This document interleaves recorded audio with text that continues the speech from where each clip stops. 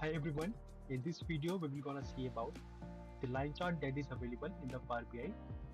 The line chart helps us to find the relationship between the time series data and some other component like profit, sales or the cost. Suppose in this data we want to find out the relationship between sales and the year. In the x-axis column we will put the year data and on the y-axis we have to put the sales data.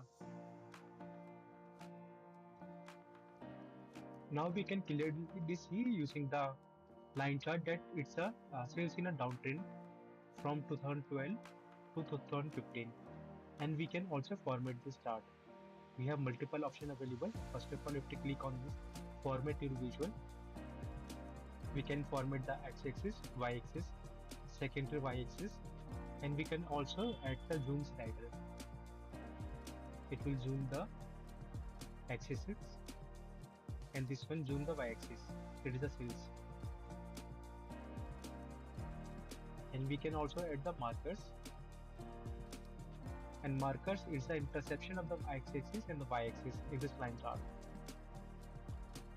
Depending on your need, you can format this chart, and also we can put the line chart using this trend line option.